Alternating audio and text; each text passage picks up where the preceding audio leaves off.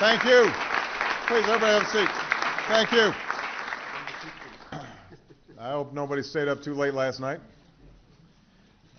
because I'm looking forward to a productive challenge and challenging conversation this morning. Joe, thank you very much for your remarks. And I want to again thank Governor Douglas and Governor Manchin for their outstanding leadership with this organization. I want to spend most of my time exchanging ideas with you and answering questions, but let me just preface this with a few remarks. I want us to begin by remembering where we were just 1 year ago. As I mentioned last night, our economy was in a full-blown crisis. 750,000 Americans were losing their jobs each month, and millions more were hurting at the end of one of the toughest decades for the middle class on record. And just as they turned to you like never before, budget shortfalls threatened your capacity to help. That was just a few days before I signed the Recovery Act into law, a plan that many of you were instrumental in devising. That plan cut taxes for small businesses and for 95% of working Americans. It gave direct relief to those hardest hit by the recession, including workers who lost their jobs and families who lost their health care because of it. It helped most of you close some of those budget gaps that had developed, which kept 300,000 teachers and education workers in your schools and tens of thousands of first responders on your streets. And it began rebuilding our economy on a new and stronger foundation for growth. We helped to jumpstart a clean energy industry in places where there were none, as Governor Granholm can attest in Michigan. We followed the gospel of Governors Randall and Schwarzenegger and invested in our infrastructure, creating private sector jobs, rebuilding today's crumbling roads and bridges, but also constructing the smart grids and the high-speed rails that are so critical to our future. And that's helping many of you prepare your states for future growth, like Governor Baldacci, who's accelerating his vision to connect broadband to every corner of Maine, or Governor Barber, who's boosting plans to bring more commerce into Mississippi ports and out by rail to the rest of America. Independent economists credit the Recovery Act with growing the economy and for 2 million jobs that otherwise wouldn't exist. Now, I understand that some of you still claim it's not working or wasn't worth it, but I also know that you've used it to close your budget gaps or break ground on new projects. I've seen the photos, and I've read the press releases. So it must be doing something right.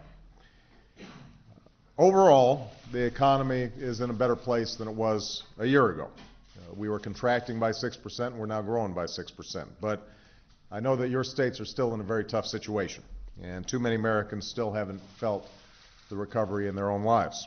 So we're working to create jobs by all means necessary, be it by cutting taxes for small businesses that create them, to investing more in infrastructure and in energy efficiency, or giving you more help to close budget shortfalls. And I'm not going to rest until we see more progress in each and every one of your states.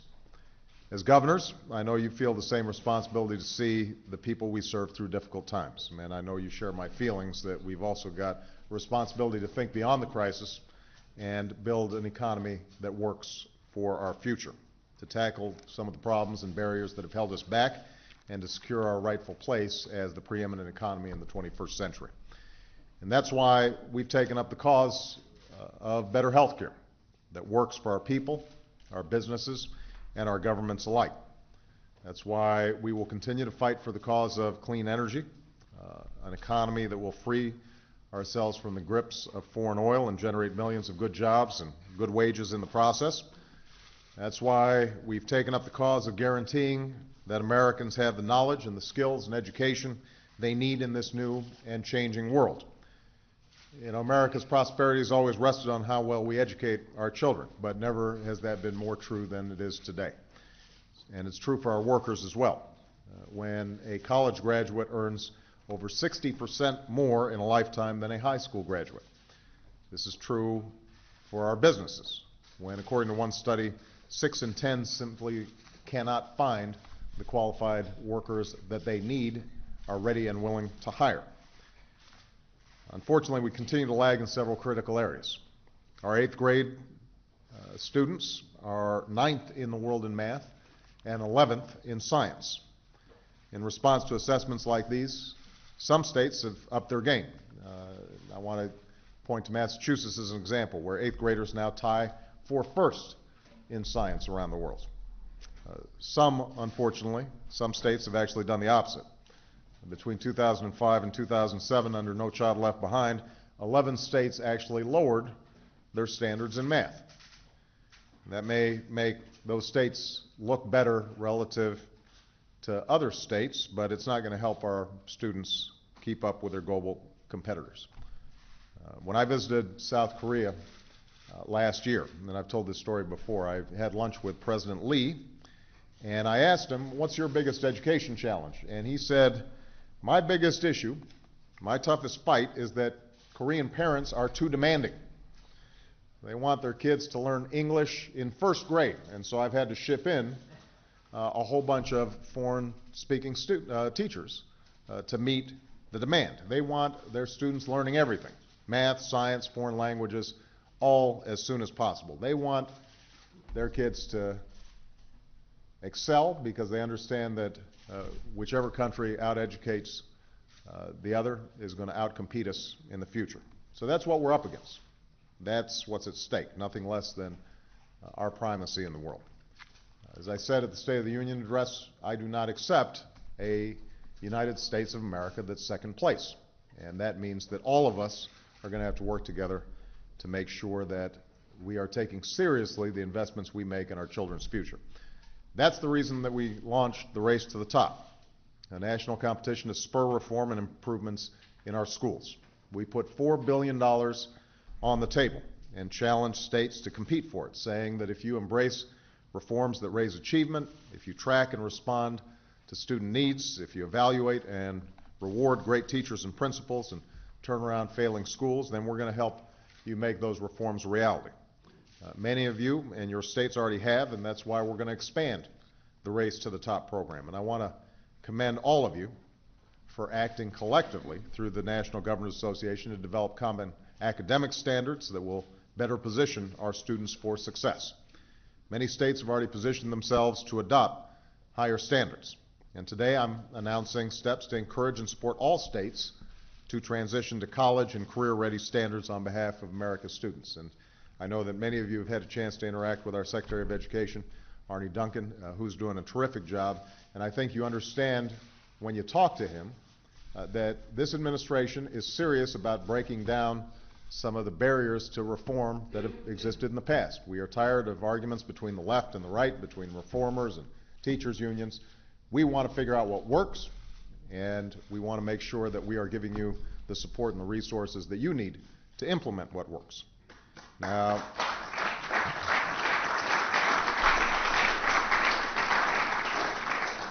of course, lifting achievement and transforming our schools is going to require more than new standards. It's going to require better teaching, better curricula.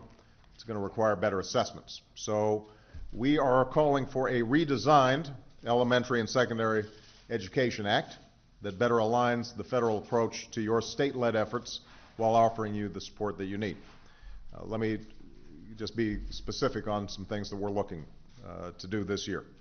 First, as a condition of receiving access to Title I funds, we will ask all states to put in place a plan to adopt and certify standards that are college and career ready in reading and math.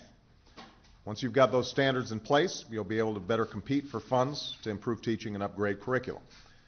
If a university, state, or school district begins preparing educators to teach to higher standards, we'll give them the support that they need. And to make sure that we're delivering for our kids, we're launching a competition to reward states that join together to develop the highest quality, cutting-edge assessments required to measure progress, and we'll help support their implementation.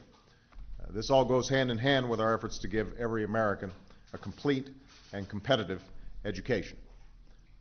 We are making college more affordable by increasing Pell Grants. We're continuing a new $2,500 tax credit for 4 years of college tuition. We are working to ease graduates' debt burdens because I believe, and I think you do too, that nobody should go broke because they decided to go to college. We've provided the resources to effectively implement the post-9/11 GI Bill because every returning soldier should have the chance to begin a new life prepared for the new economy. We're strengthening our community colleges because all of you know that they are outstanding career pathways for the children of so many working families.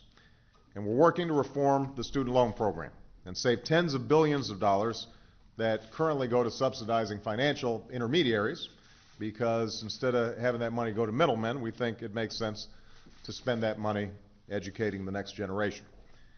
Now, if we can come together and do all this in Washington, in state houses, and across party and ideology, we're going to raise the quality of American education.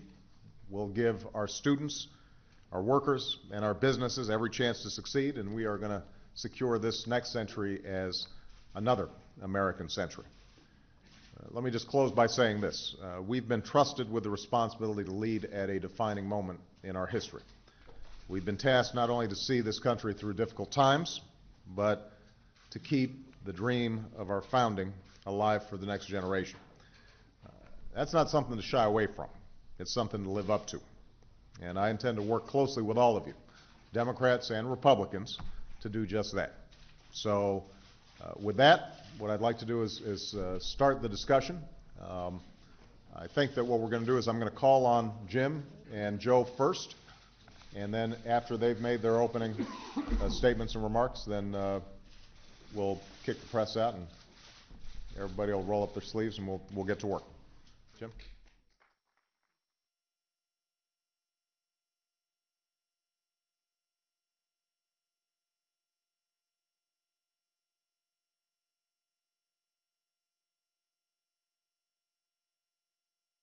We appreciate that very much indeed. And thank you for reaching out to the governors as you've done so many times. Initially